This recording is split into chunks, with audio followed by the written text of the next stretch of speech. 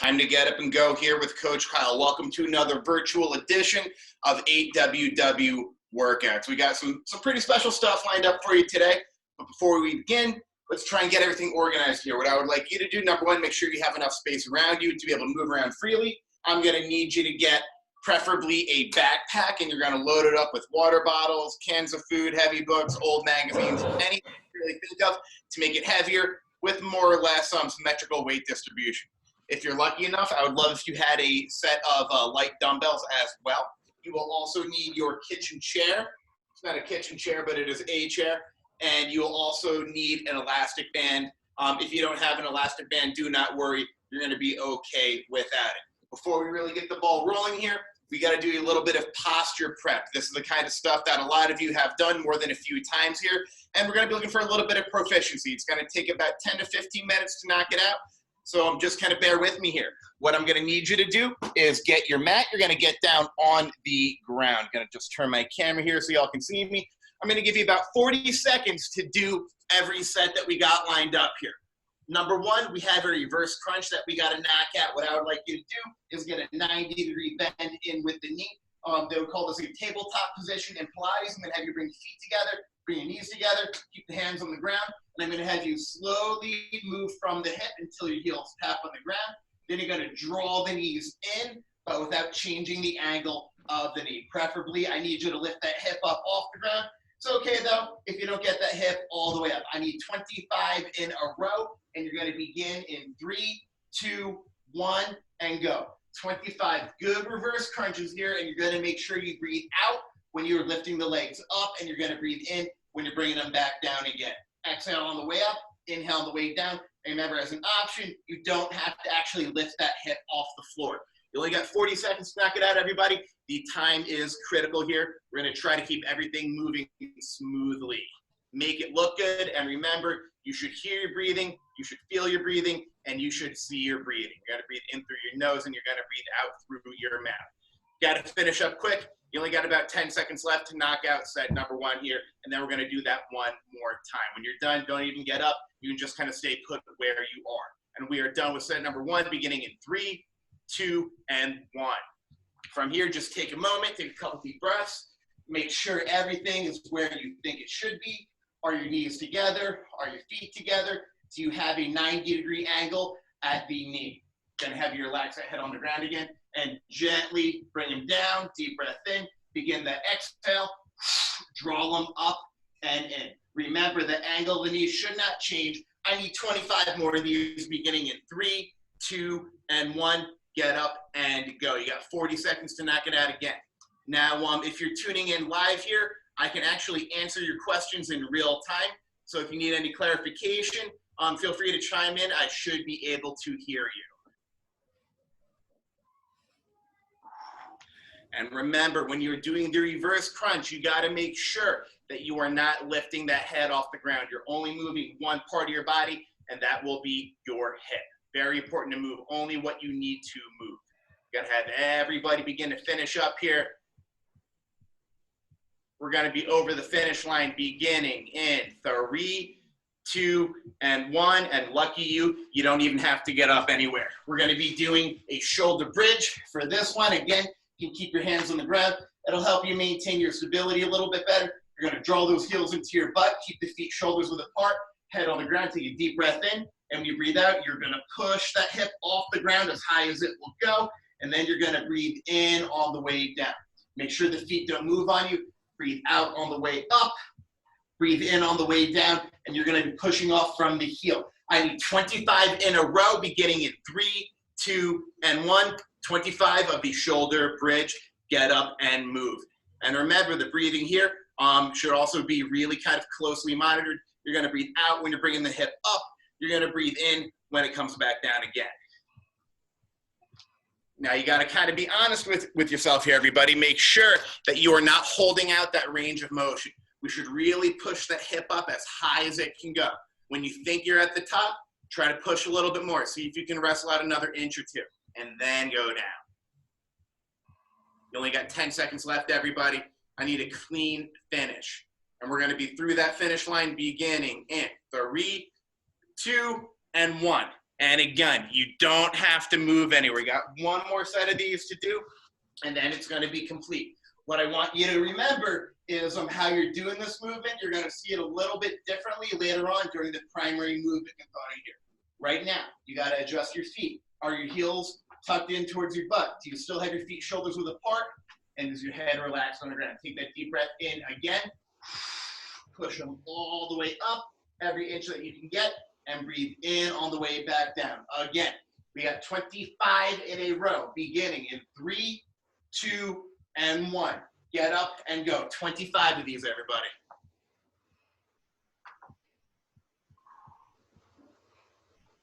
Now remember, when you breathe out, that should begin before the hip even comes off the ground. Begin your exhale really before any movement really takes place. You are halfway through it already.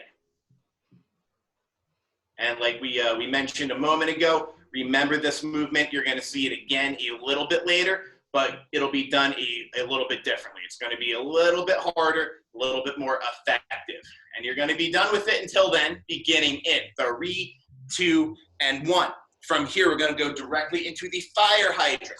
You're going to bring your knees about as wide as your hips. You're going to bring your hands as wide as your shoulders. You're going to point your fingertips straight ahead. And you got to take your elbow and point your elbow towards your knees. You got to have a little bend in that elbow too. So we're not here, direct it toward the knee, and then give it a little bend. Step 1, bring the knee up.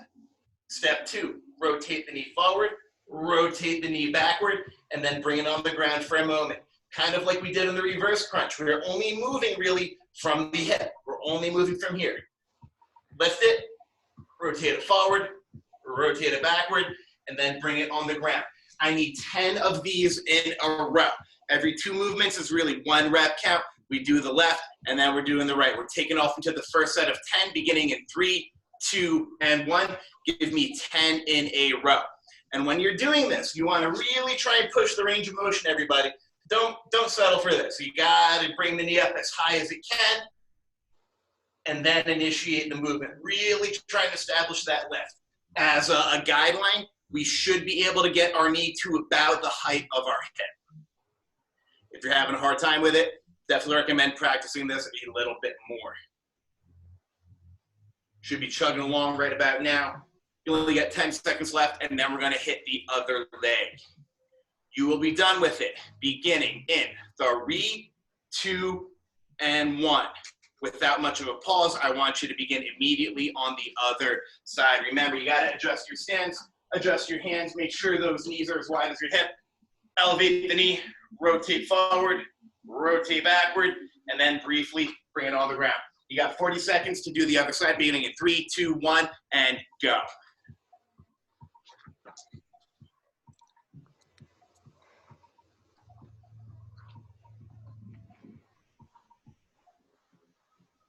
If you can, try to get a little glimpse of how high that knee is actually going. Try to push the range of motion a little bit. You don't have to bring it to the complete end of the line, but I want 90% full range of motion, everything you're really capable of doing. And as you're pushing the range of motion, be careful. Make sure your body is not turning, rotating. Again, you're only moving from that hip. And you will be done beginning in 3, 2, and 1. Take a break for about 20 seconds, and we got to do that one more time per leg. What I'd like everybody to do is think about one part about that movement that you could use a little bit of improvement on. Target that little area of opportunity and try to make it better. Round 2, we should see a little bit more proficiency, a little bit more polish within that movement. It should just kind of look better, and it should feel a little bit better. We're going to be doing it again. Go to the other side, beginning in 3, 2, 1. Give me 10 of those hip rotations. Remember, 1 rotation forward, 1 rotation back is 1 count. You got 10 full counts. You're doing 20 independent movements going on here. The main thing I want you to watch out for, especially when you're bringing your knee up, make sure your body is not turning or pitching. We should be able to lift the leg and the leg only.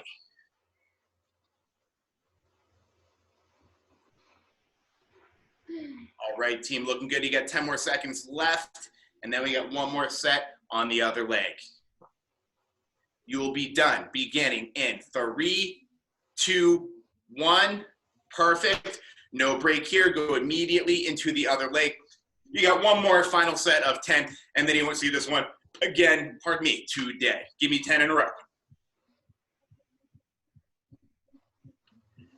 Another thing I want you to be aware of is noticing any kind of difference between the right side of the hip and the left side of the hip. We want them both to move in very similar ways. If you notice that your right side moves a little bit better than the left side, we want to try and fix it. We want to try and get them symmetrical in terms of their range of motion.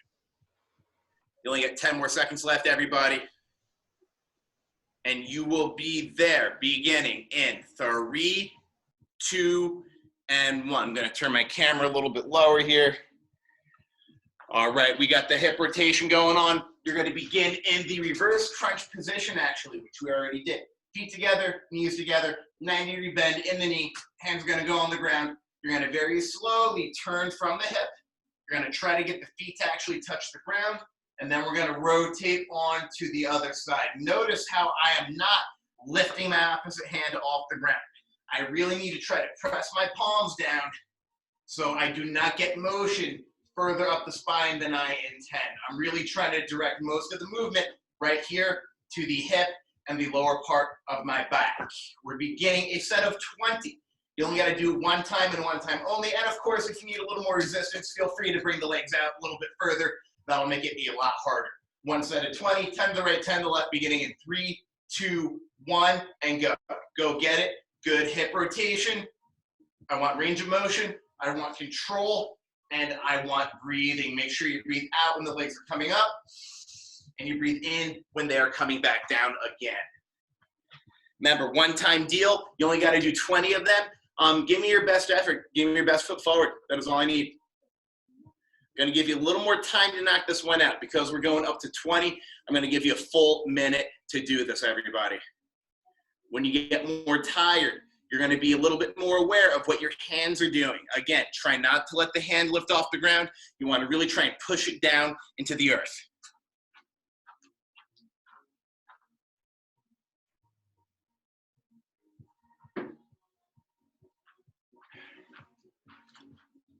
All right, team, you're on the final stretch. You got 10 seconds left. And you are going to be done with it beginning in 3, 2, and 1. Check it out. We got a plank matrix coming up here. I want everybody to begin on the elbows. This is going to be for a time duration. We got one set of 1 minute. It is going to be up to you whether you want to do them from the balls of the feet like me, or if you'd prefer to drop down to the knees. Either one is going to be acceptable. What I'm looking for is good alignment between the hip and the shoulder. Here's a little bit too far, kind of flex forward. Here's a little bit too far back. We want a nice line between the hip and the shoulder. I want you to begin with a controlled tempo. The first one should look like the 10th one, and that should look like the 20th one, so on and so forth. I want you to think about how many you can do within 1 minute. Give yourself a target, and then we're going to hit that target. We're going to be taking off for 1 minute into the plank matrix. In 3, 2, 1, go get it, and don't fall over either. I'll usually get 1 or 2 people that fall down with that one. Show me good control over every single rep.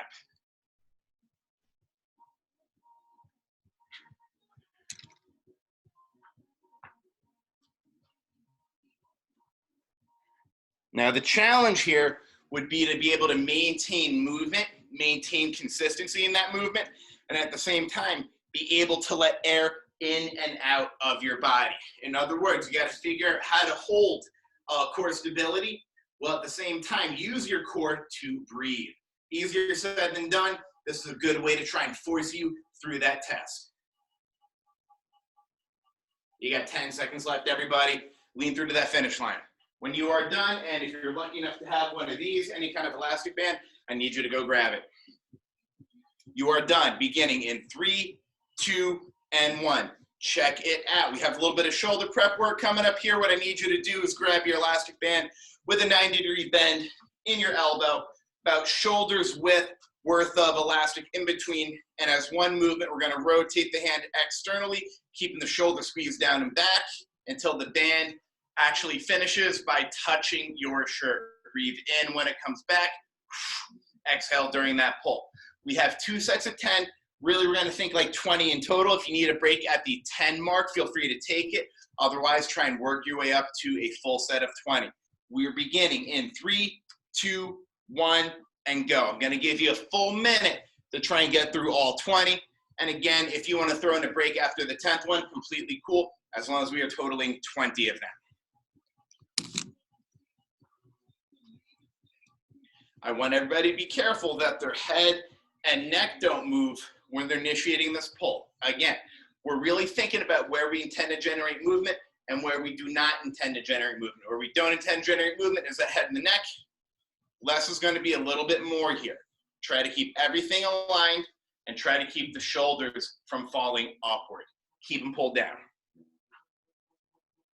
You got 20 seconds left, everybody. If you want to throw in an extra 1 or 2 reps too, I'm not going to call you out on that. And you are going to be done with the L pull, beginning in 3, 2, and 1. Now we're going to move on to the letter X. I want you to kind of imagine drawing a giant letter X across your body. That is what we're going to be doing with our hands here. Hands are going to be about 1 inch below the height of the shoulder. You got to manually bring that shoulder down a little bit lower. And as one movement, one hand's going to pull high. The other one pulls low, coming from the shoulder and the shoulder only. Be careful that your elbow doesn't begin to take over. Again, only moving element should be the shoulder. We got a full round of 20 of them. You can divide up in 2 sets of 10 if you like. We're going to be kicking it off beginning in 3, 2, 1, and go. Give me 20 with the option of taking a break at 10. And one more time, everybody, you're going to want to really be careful that the elbow is not taking over, especially when you are pulling up high. The only moving element should be the shoulder, shoulder only. That is all we got. Every time you complete 1 rep and you bring both hands to shoulder height, you want to make sure that you're taking that extra moment to bring the shoulders down a little bit more. Really squeeze them down, and your shoulder will thank you for it. You got 20 seconds left. Make them count. Make them look nice. You're going to be through that finish line beginning in 3, 2, and 1. Perfect. I got one more left for you, and that would be the T pull. T pull, same exact start position. Hands out, about 1 inch below the height of the shoulder. Shoulder's going to be pulled down. And as one movement coming from the shoulder and shoulder only, you're going to pull the hands out until the band touches your shirt. And then very slowly, you're going to reload, manually squeeze the shoulder blades down. Exhale on the way out, inhale on the way back, and then take that extra moment, really adjust the shoulder blade. You got 20 in total. Can do it as 2 sets of 10 if you like. And we're going to begin in 3, 2, 1, and go. Let's see what you got.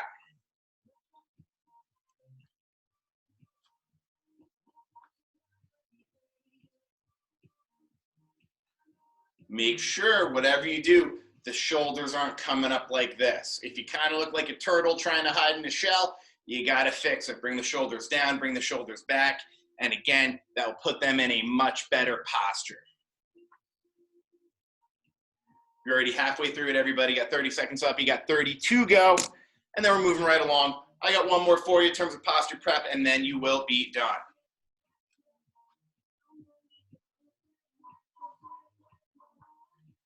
By now, I'm sure you're probably getting a little bit tired, especially in the rotator cuff arena. Make sure the more tired you get, the more attention you're actually putting forth into the movement. When you get more tired, you're going to become less aware, and things tend to get a little bit unpolished there. You'll be done beginning in 3, 2, and 1. We got the final round here. It's going to be a chin tuck. I'm going to just turn my camera for you. What I need you to do is find a wall, preferably a wall without any molding on the bottom. All I need you to do, stand against the wall. You're going to push your lower back into the wall. You should not be able to put your hand underneath your lower back. Kind of pass the test there. Then you're going to bring the back of the head to the wall. Now, without the lower back leaving the wall or the back of your head, you're going to bring your chin down as far as you can, and then up as far as you can. Chin goes down, chin goes up. We call this a chin tuck, and you're doing 30 of these in a row. You heard that right. You're doing 30 of them. I'm gonna give you a full minute to knock it out, everybody. Find a wall.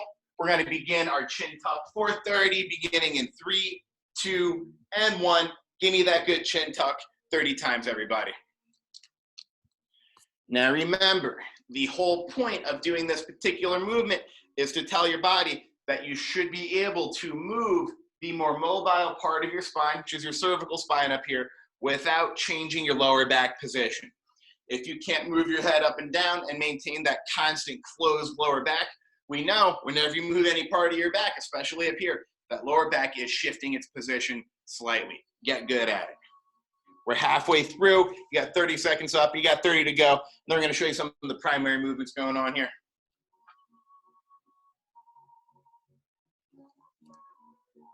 There we go. There we go. If you're having a hard time getting any type of range of motion with this one, I would recommend just trying to feel the contact points out a little bit. Even if it's 1 inch worth of movement, that is going to be more correct than letting everything just kind of do whatever it feels like.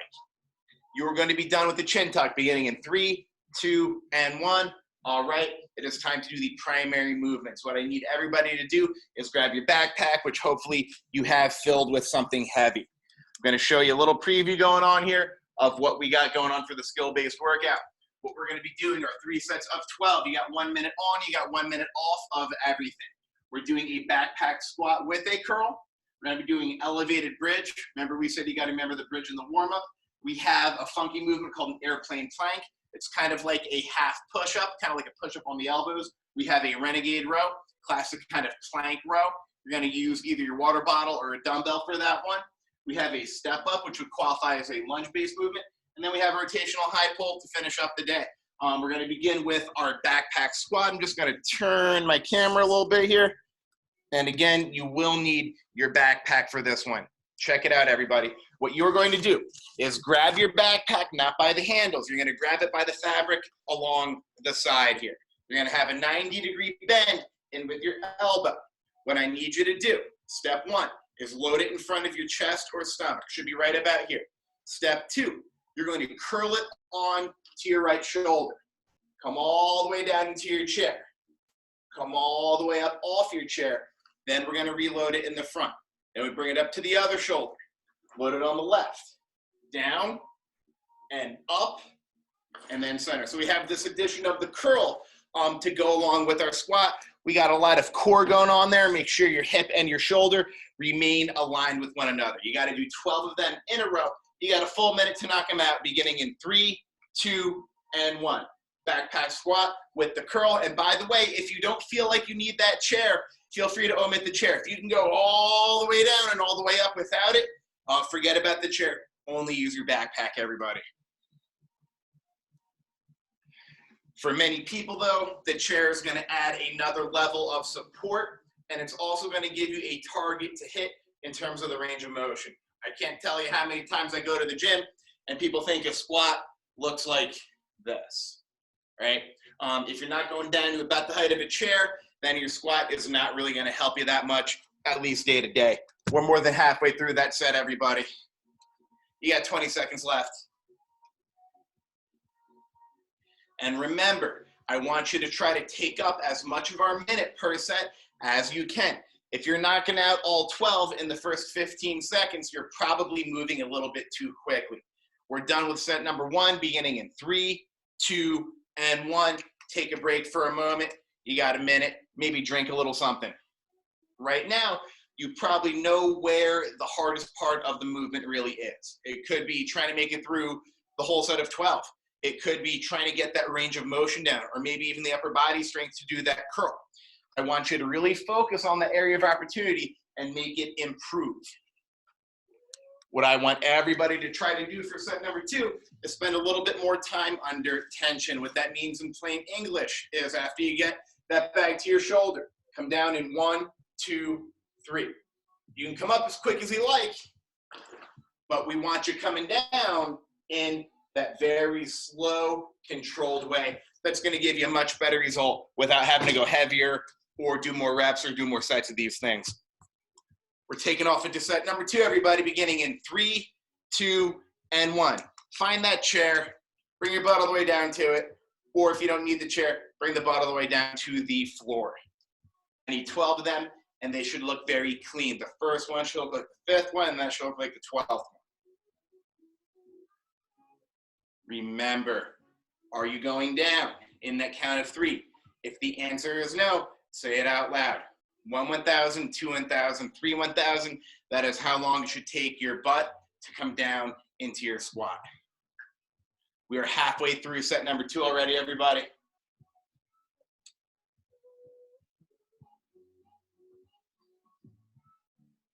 "20 seconds left. Remember, you're trying to fill up that minute with movement. We are going really up the most amount of time you can handle for that set of 12. If it kind of feels painfully slow, you're probably doing it the right way. You are done, beginning in 3, 2, and 1. Put that backpack down for a moment, maybe drink a little something. I know I'm gonna go drink a little something, and we pick up with the third and final set of the backpack squat and curl in 1 minute.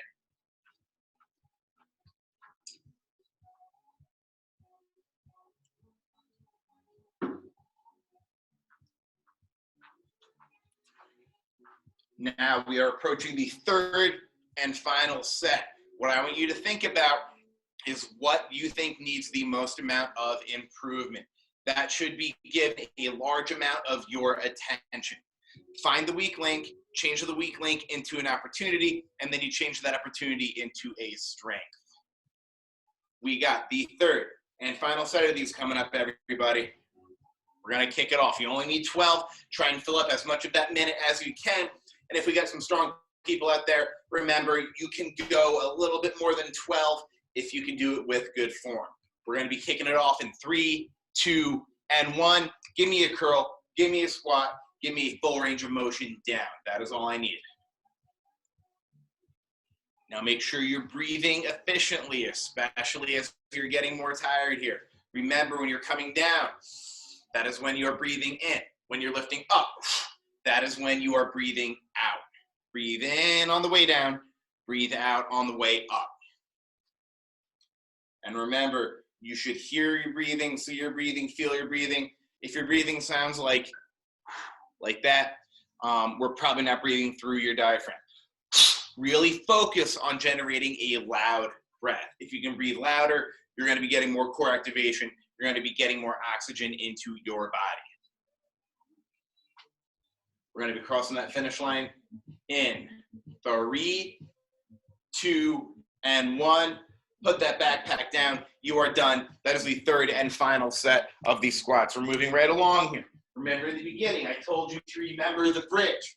Well, guess what we are doing? We're going to be doing a shoulder bridge from your chair.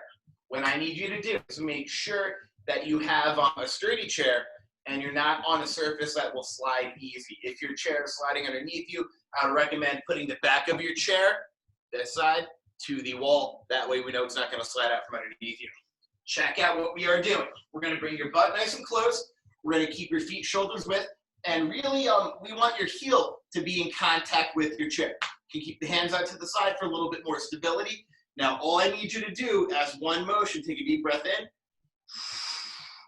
Push the hip up as high as it will go. Again, on the heel, make sure your chair does not slide, and then you're coming all the way down. Toes are going to be pointing directly up to the roof. Feet are going to be about shoulders width apart, and we're really going to be pushing the range of motion. You should be all the way up on the backs of your shoulders. Elevated bridge, we got 12 of them in a row, and we're going to begin in 3, 2, and 1. Go. You got a minute to knock it out.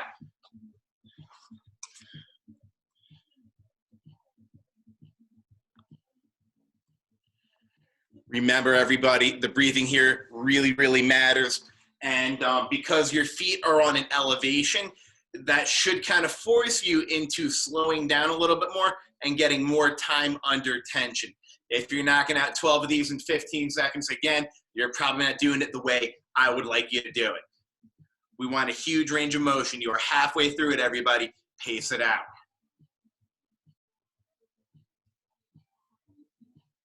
Now, if you feel a little wobbly, what I would like you to do is push your palms into the ground. That's going to give you a little bit more stability from your right to your left. You are done with set number 1, beginning in 3, 2, and 1. You don't even have to move anywhere. Just make yourself comfortable on the mat. Now think about how you can make that motion a little bit better. Could you maybe bring your butt a little closer to your chair? If you're feeling a little wobbly, are you making sure that your feet are as wide as your shoulders? If your feet are together, you're going to have really no stability coming from right to left. You got to keep them shoulders width apart. Is your head relaxed on the ground when you're doing it? All of these things are going to add up and make your bridge good and effective. If you're doing it the right way, it should not feel too easy. You should feel a lot of tension in the calf and the hamstring and the glute and even a little bit in the abs and the hips. We got set number 2 coming up. Now remember, you got to find out what you can do to make it better. We are kicking it off. You got 1 minute, beginning in 3, 2, 1, and go. Give me my elevated bridge. If you're getting tired around the 5th or 6th one, everybody, it probably is due to the fact that you're not breathing the right way. You really got to focus on filling up your body with air and then letting that air out when that hip is coming up and off the ground. Find the range of motion too. When you think you're as high as you can go, I bet you can probably push another inch or 2 worth of height into the movement. We're more than halfway through. You have 20 seconds left, everybody. Especially as you get tired, don't hold back. Your hip should be coming up just like mine. You should be getting almost your entire back off the mat. And you're going to be done with it. Beginning in 3, 2, and 1. One more time. Take a break. You got 1 minute off, and then we got to do it one more time. Try to make the third and final effort the best one with the bridge for the day. This is a really good alternative, by the way, everybody, to doing, let's say, a deadlift, right? A deadlift is basically the same kind of mechanical movement, but rather than your feet being on a chair, your feet are on the ground. All right, good alternative. Can make an argument that says it's a little bit safer than doing a deadlift too. Halfway through your break, everybody, I want you to dig deep, and I want you to make sure that every rep is going up to its full potential. Right now, we're trying to set everything up the right way.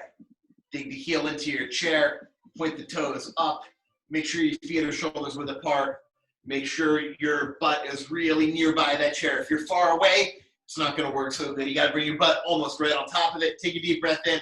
We get your third and final effort beginning at 3, 2, 1, and go. Push it all the way up, full height, and then all the way down. We got 12. And remember, I want you filling up the minute as best you can. Given that is your third and final effort for the movement, if you want to do a little bit more than 12, I'm not going to limit you. Do a little bit more than 12 if you have the range of motion and you have the form down. And then when you're done, you don't even have to get up if you don't want to. Feel free to drink a little bit of water, get hydrated. The next movement will also be based on the floor.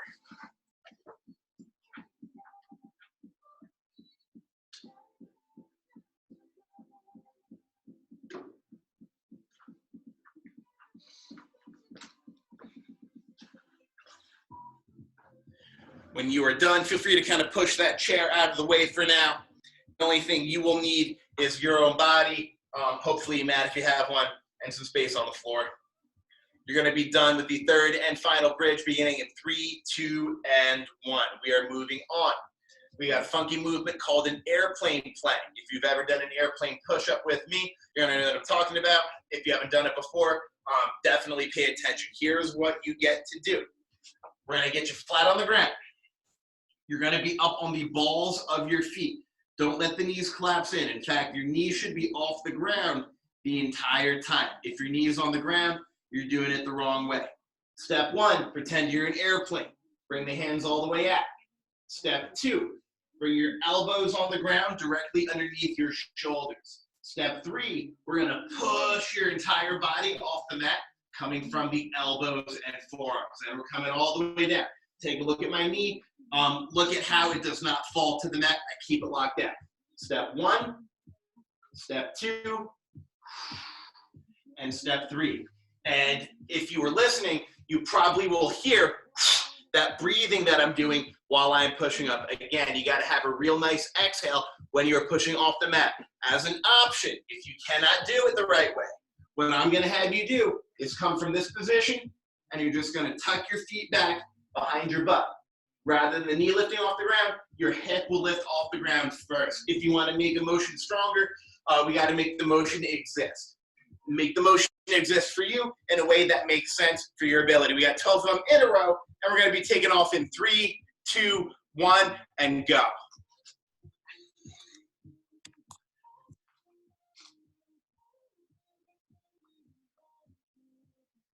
Now remember, you can kind of break the tempo up as much as you like. If you need a full 3 or 4 seconds in between each individual one, that is completely cool, because in between every rep, you're just kind of laying flat on the ground, right? That is giving me a big full range of motion, and it is giving you a little bit more control over how this motion comes out, how it's executed. We're more than halfway through set number 1, everybody.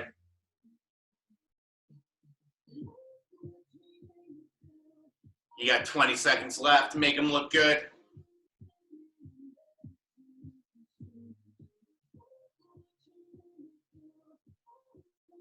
Remember, you have to control your tempo the entire time. We're going to be done with set number 1, beginning in 3, 2, and 1. Right about now, you probably figured out that the tempo that you came out with is probably not the tempo that you finished with. For set number 2, all I would like you to really focus on is getting that predetermined tempo. Right now, as you're recovering, I want you to figure out how much time you need in between each individual rep. Do you need a count of 3? Do you need a count of 4? Do you need a count of 5? Figure out your number. That will be your target, and then we're going to hit the target. If you feel like you're taking a little bit too much time in the first 3 reps, that's probably right about where you should be, because as you get more tired, you're probably going to wish you had a little bit more time. Figure out your tempo, and then we're going to run that play, everybody. Right about now, I want you getting flat on that mat, dig the balls of the feet in, pick your knees up if you can pick the knees up. Otherwise, you're on the knees, and you're going to be focusing on picking the hip up instead. We're going to be firing off set number 2, beginning in 3, 2, 1, and go. 12 good quality airplane planks with that quality control in terms of tempo after each individual one. Now, without getting too technical over here, if you want to make the motion a little bit stronger, all I need you to do is breathe louder. If you can make more noise when you are exhaling, which is when you're coming up, by the way, you should probably know that by now if you're paying attention.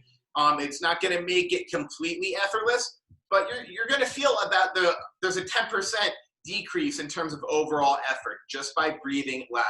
If you can breathe louder, you're going to get a better quality movement coming up. Yeah, less than 20 seconds left, everybody. And then again, you don't even have to get up. You can just kind of lay there. And then we're going to gradually bring you to the feet after our 3rd and final set of the airplane planks. Hey, you're going to be done beginning in 3, 2, and 1. You get 1 more break, and then we got to repeat it 1 more time.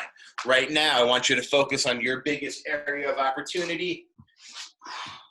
Right now, I want you to think about trying to hit that tempo 1 more time. Can I hit my predetermined target, my count of 3, my count of 4, my count of 5?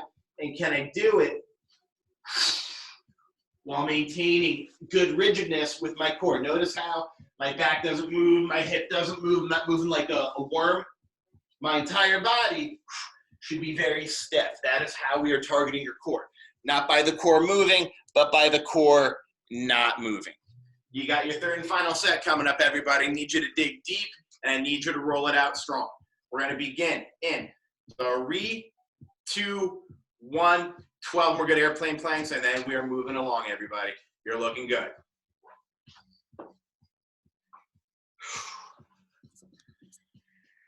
Remember, your 3rd and final set should be a very strong, very thorough effort.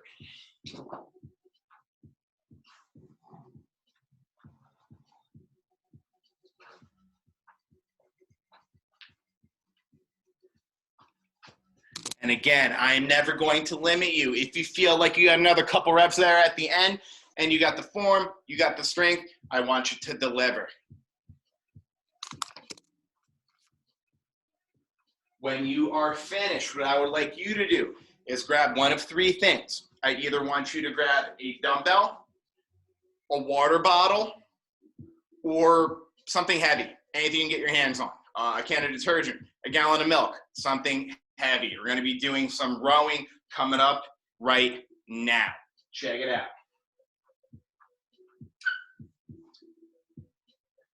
We're going to bring your chair back into the equation here. Bring that kitchen chair back and make sure you put it in a position where it is not going to slide on you. Here's what we got. We're doing a renegade row. We're going to be doing it from really a plank position, which is going to be on the chair. What I would like you to do is park your left elbow on the chair. You got to keep your shoulder directly over your elbow, because if you don't, that's how your chair is going to move on you. You got to have a straight line between elbow and shoulder. That is the most critical part. What we are doing is keep the feet about shoulders width apart. We're trying to keep your belt buckle facing the ground. Don't let the hip turn off to the side. You got to face straight down. Now from here, we're going to pick up your water bottle, your dumbbell, whatever you got your hands on. We're going to pull it up into your armpit, driving up with the elbow. Notice how when I'm doing this, I'm not turning my hip. I'm not turning my body. Kind of like we brought attention to during the warm-up here. We're only moving usually one small and specific kind of area. In this case, it is going to be the arm and the dumbbell. Don't let the hip turn. Don't let your back turn. What I want you to do is try and give me 12 on the left and 12 on the right. You got 1 minute to try and knock out all 24. We're moving a little bit more quickly, everybody. You should be nice and warm by now. And we're going to be taking off beginning in 3, 2, and 1.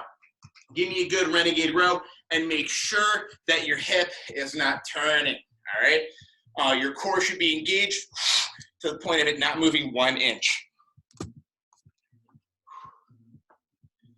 By the way, rotation is one of the hardest things, one of the hardest forces, hardest movements for your body to overcome. That is why we can get away with this moving something like a water bottle. It does not take a lot of resistance here to get your body to become stronger within this plane of motion. This is called your transverse plane, by the way, is all based in rotation. You got 20 seconds left.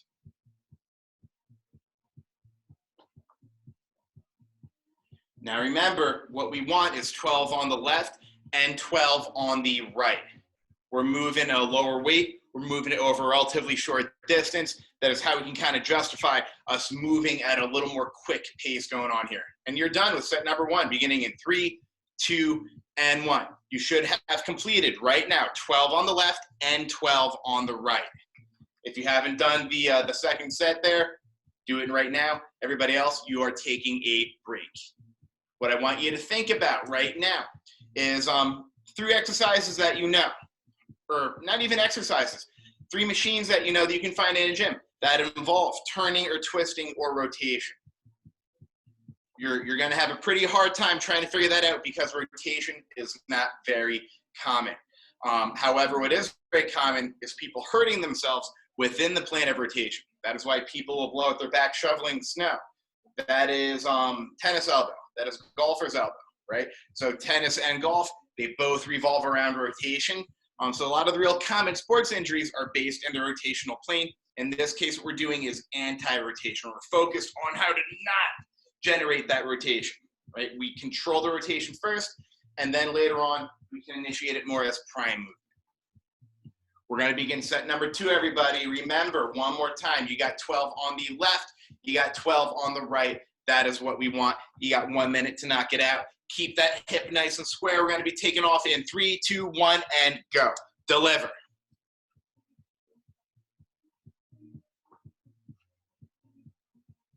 One more little tidbit as you're going through it, everybody. Make sure you are not holding your breath. Make sure you are letting air in when that weight is coming down, and you are exhaling when you're pulling that weight up. Super important. Make your breathing make sense. Whatever you do, don't breathe backwards and don't hold your breath. Use your senses to figure out if you are breathing the right way. Remember, you should see it, you should feel it, you should hear it. You got 20 seconds left here to knock it out, everybody.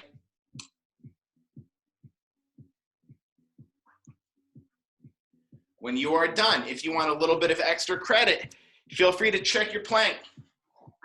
What I could do after I finish my 12th one, I could bring my elbow back on the chair, and if I don't need to make any adjustments, I know that my hip was not losing control or losing its position. You are done in 3, 2, and 1. You got one more break here, everybody, and then we have our third and final set of the rows. If you got a water bottle, definitely put a little dent in it. Remain hydrated.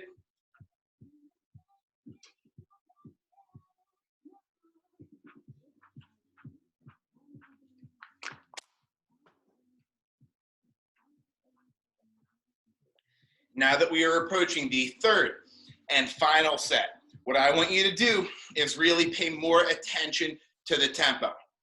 We kind of painted with broad strokes here. We kind of showed you the general idea of the movement.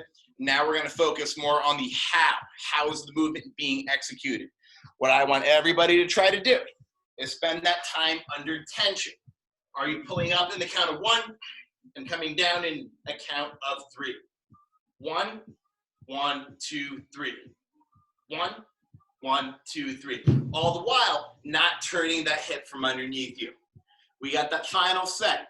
Remember, 12 on the left, 12 on the right. Knock it out beginning in 3, 2, 1. Renegade row. Final round, 12 on each.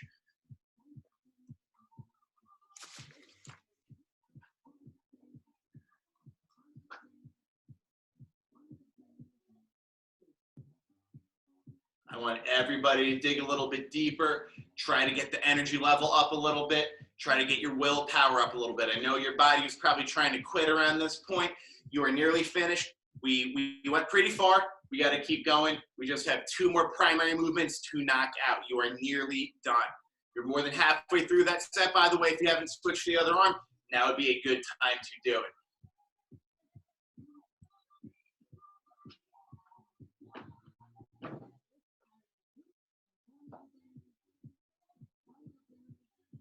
All right, team, you are going to be done and finished with the Renegade row beginning in 3, 2, and 1.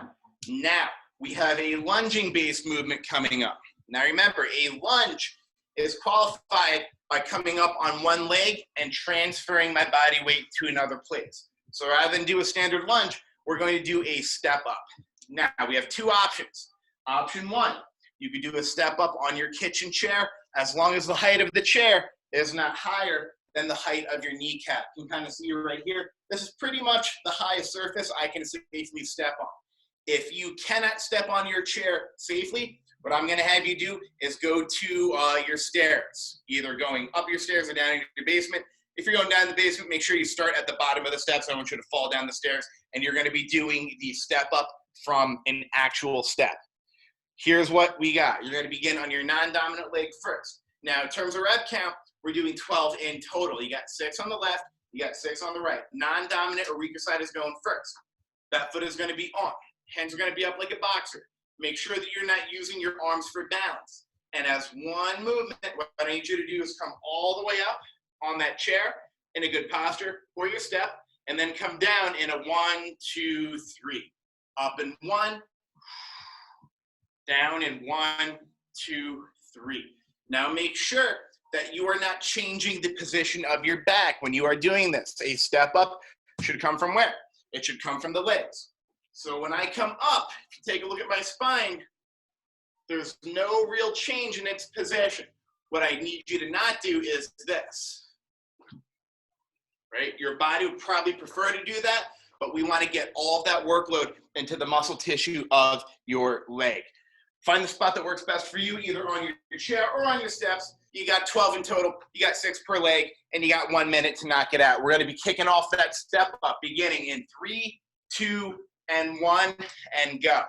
If we got some strong people out there, feel free to do something crazy, like take that backpack and put it on. That we have some supplementary weight to deal with here.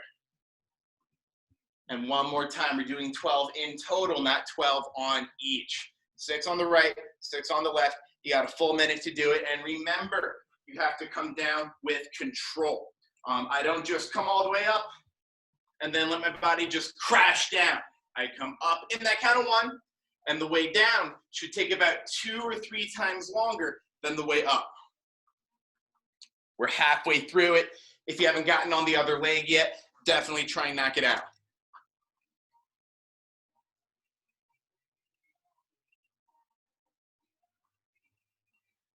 All right, team, you are going to be done with set number 1, beginning in 3, 2, and 1. You got it knocked out here. You got a minute off. Now, if you can make it all the way up to 12 repetitions and you feel like you got plenty of fuel left in the tank, what I want you to do is throw on a little bit of supplementary weight. It doesn't have to be the backpack. It could be something smaller. Could be a big old water bottle. Could be a gallon of milk. Anything heavy that is intermediary or extra, if you made it all the way up to 12, I would like you to grab right now. You got to be willing to do things a little bit more differently to get a different result. What I always tell people is you got to be comfortable with being uncomfortable. If you're feeling comfortable doing the step-ups, guess what? You probably got a lot more energy left in your body. We're going to be taking off into set number 2. Remember, the step-up should be coming from the legs. If you feel your back shifting, we want to redirect that workload. Make sure you're doing it correctly before you worry about throwing on more weight. We got set number 2 coming out, beginning in 3, 2, 1, and go. We need 12 in a row. Remember, up in 1, and down in 1, 2, 3. 12 in total, folks.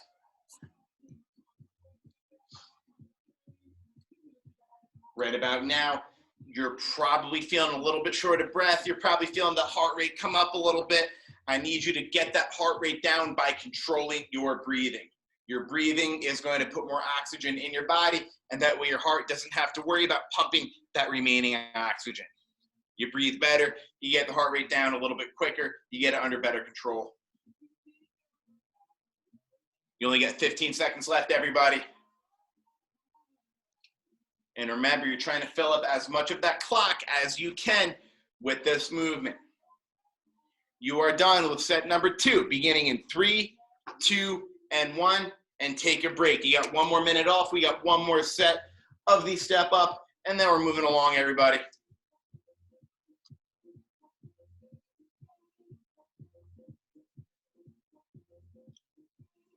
The last movement will involve your backpack.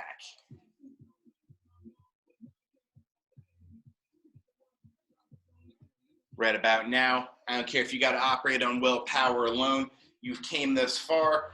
Maybe you're willing to go a little bit further. We got 1 more set of the step-ups. We got 1 more primary movement, and then you're going to be done with primary movement for the day. We're going to begin to cool you down. Dig deep, everybody. Remember, control the tempo. You should have a rhythm to each individual rep going on here. You got your final set of 12 coming up, beginning in 3, 2, 1, and deliver. 12 in a row, 6 on the right, 6 on the left, everything you got, and as correct as you can make it.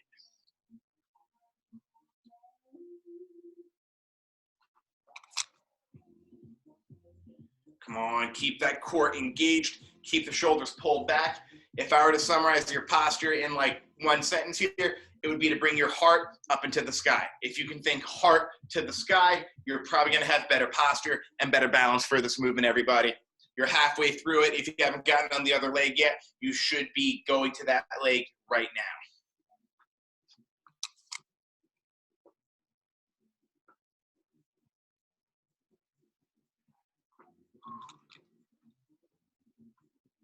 All right, team, final 10 seconds.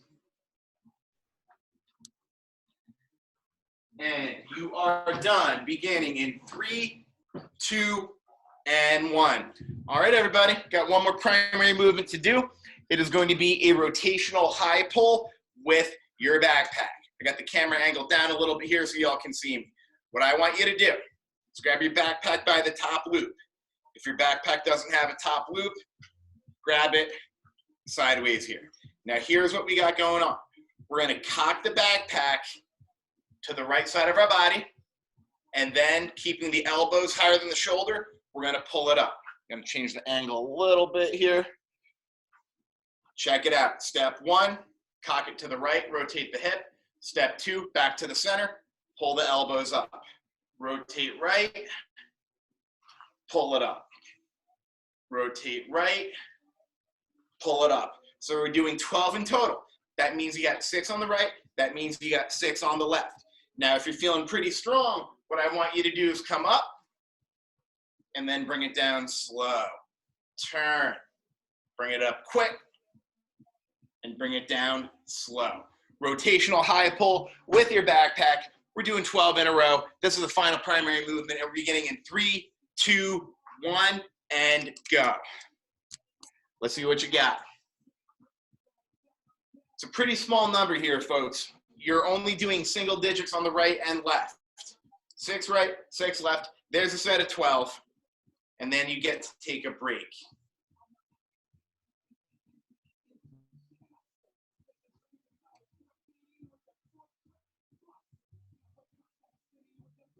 All right, team, you're halfway through set number 1. Remember, if it's taking you 10 seconds to do all 12, you're going a little bit too quick. I need more control, and I need more time under tension. If you're using more time under tension, that is going to be just like doing a heavier weight or doing another set or kicking the rep count up to like 20. Slower is going to be safer. It's going to be more effective. It is going to be better. And you're going to be done with set number 1, beginning in 3, 2, 1, and you are done. You got a minute off. Now, if you feel like you can get a little more weight in that backpack, I want you to put a little bit more weight in that backpack. If not, no worries.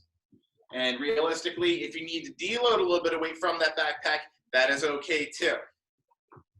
Remember, the target should be at the 12 rep mark. Your backpack should be heavy enough where it feels like I wouldn't really be able to do more than 12 if I had to. Feels like you can keep going. You can probably handle a little bit more weight going on there. And remember, the height of the elbow has to be higher than the height of the shoulder. If I come up and I make a letter T, that's putting a little bit too much pressure on my rotator cuff. Elbows up, and that's going to keep your shoulder in a more safe position. We got set number 2 coming up here, everybody, beginning in 3, 2, and 1. Rotation, high pull, guide it down. Rotation, high pull, guide it down. We got 12 total, everybody. Make them look good.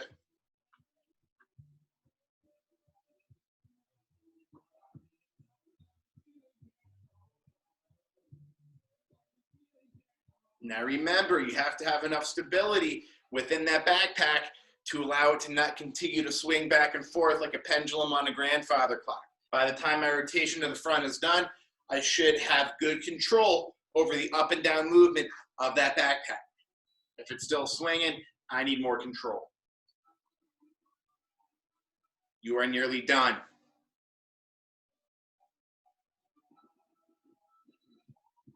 All right, team, you're going to be finished with set number 2 beginning in 3, 2, and 1. Pause. We're going to take a little bit less time for a break this time. This is going to be your final lean through to the finish line. Going to give you about 30 seconds here, and then we're going to knock out the 3rd and final rotational pull, and then you're going to be done. Then it's going to be cool down time. Going to be cooling down from your chair, by the way, today.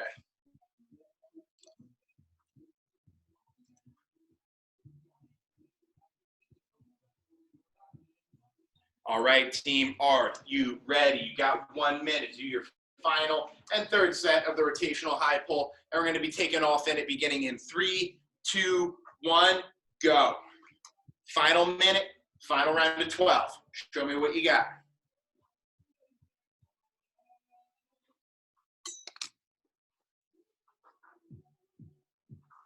When you are done, I need you to bring your chair back into the picture.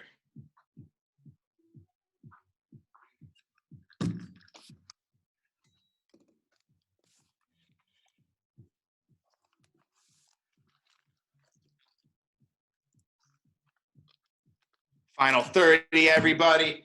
get through to the finish line. Again, I don't care if you got to go on willpower alone. You're going to finish it at this point.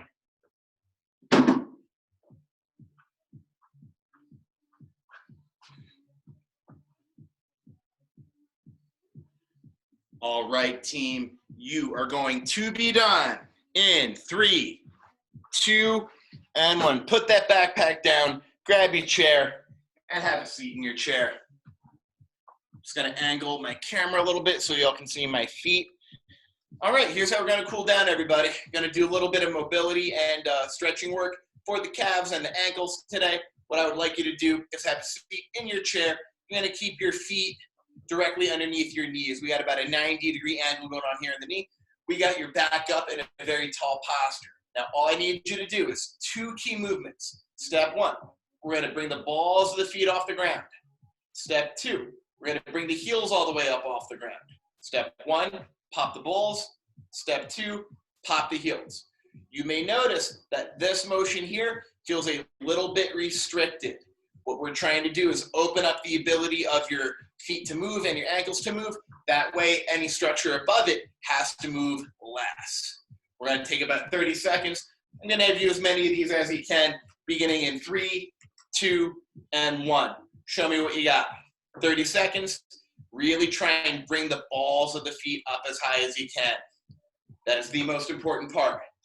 If you can't bring the balls of the feet up more than like half an inch, we really want to work on the flexibility in addition to the strength of the anterior and posterior muscle groups of your calf.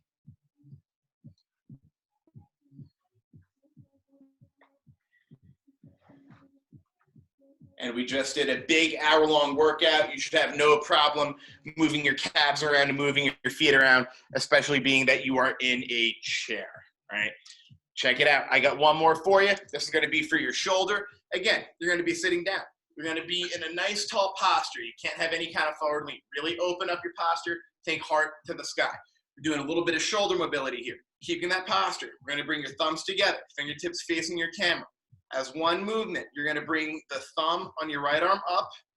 Don't move the elbow. And reach to the back of your head. Thumbs go together. Rotate the left. 45-degree angle. Bring it up and all the way back. Together, rotate, up and back. Our intent is to be able to get your shoulder and hand to the crown of your head without your elbow bending, right? If you notice you feel stuck about here, to me that says we want to work a little bit more on the mobility and strength of your shoulder. We got 30 seconds. This is going to be your final round, everybody. As many as you can, beginning in 3, 2, and 1. Make it happen. Up, reach, and back together. You're going to pay extra attention to your head and your neck here. Make sure that the head and neck aren't moving while you're reaching that hand overhead. We should be able to generate movement within the shoulder and not generate movement anywhere else. That is our intent here. And if you notice that one shoulder is moving a little bit more than the other, it's a little bit more restricted, we want to try and balance out the mobility of the right and left shoulders. I got good news, everybody. Beginning in 3, 2, and 1, you are done. You have made it. You have survived another day with me. I hope you enjoyed the time we spent together here. And like usual, I'm going to be back here at 5 p.m. on Tuesday. This is Coach Kyle. I'm going to see you then, everybody. Thanks for coming out.